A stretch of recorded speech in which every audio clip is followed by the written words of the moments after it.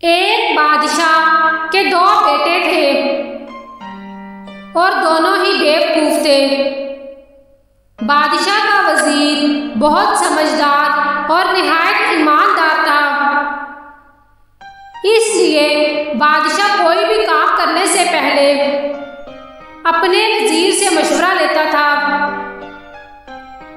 दोनों शहजादे दिल ही दिल में वजीर से हसद करते थे।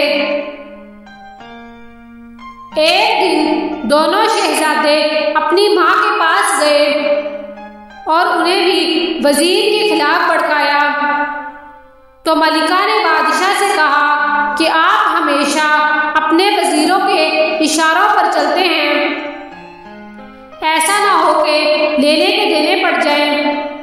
कभी शहजादों से भी मशवरा कर लिया करें, वो इतने भी बेवकूफ नहीं हैं जितने आप समझते हैं।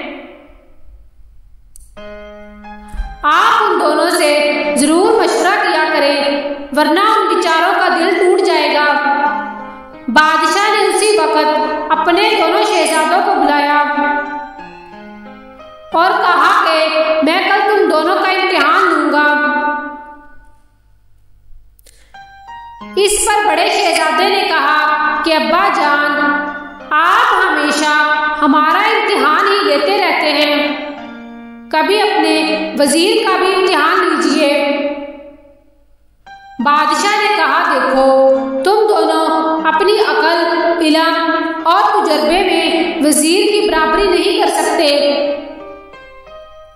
खैर, अगर तुम्हारी यही जिद है तो कल तुम्हारे साथ वजीर का भी इम्तिहान लिया जाएगा। लेकिन शर्त यह है कि अगर तुम दोनों इम्तिहान में नाकाम हो गए तो तुम्हें ना सिर्फ वजीर से माफी मांगनी होगी, बल्कि उसे अपना उस्ताद भी मानना पड़ेगा। दोनों शहजादे इस पर राजी हो गए। अगले दिन बादशाह दोनों शहजादों और वजीर को लेकर दूर जंगल में एक ऐसी जगह चला गया जहां मिट्टी का एक बहुत बड़ा ढेर पड़ा हुआ था। बादशाह ने दोनों शहजादों से कहा कि मैं चाहता हूं कि तुम इस मिट्टी को सोने में बदल डालो, यानी कोई ऐसी तदबीर करो जिससे ढेर सारी दौलत बना सको। शहजादे हैरान होकर बादशाह की तरफ देखने लगे। बादशाह ने ऊंची आवाज में कहा कि हैरान होकर मेरा मुंह क्या देख रहे हो? मैं तुम्हें 1 महीने का वक्त देता हूं। तुम दोनों 1 महीने में इस मिट्टी से दौलत कमाने की तरकीब सोचो। इसके बाद बादशाह वजीर को लेकर थोड़े फासले पर ऐसी ही दूसरी जगह पहुंच गया। बादशाह ने वजीर से भी यही बात कही जो शहजादों से कही थी। वजीर ने बड़े अदब से कहा कि जैसा आपका हुक्म हो हुजूर। शहजादे काफी देर तक सोचते रहे, लेकिन दौलत कमाने की कोई तदबीर समझ में ना आई।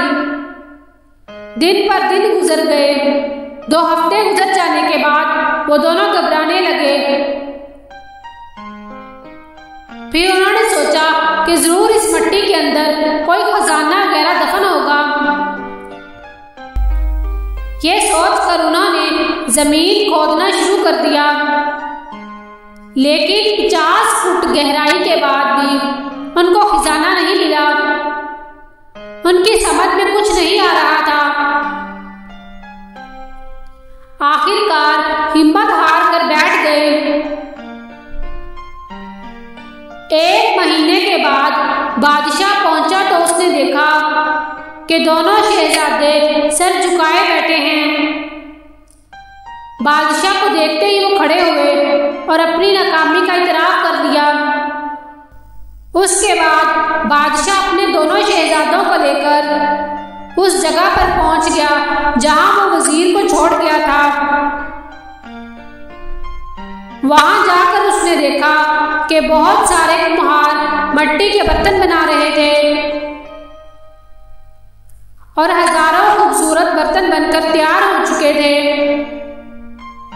बर्तनों का ढेर देखकर बादशाह बहुत खुश हुआ।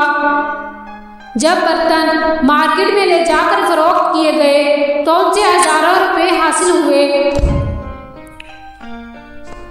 शहजादे अपनी बेवकूफ़ी पर बड़े शर्मसार थे।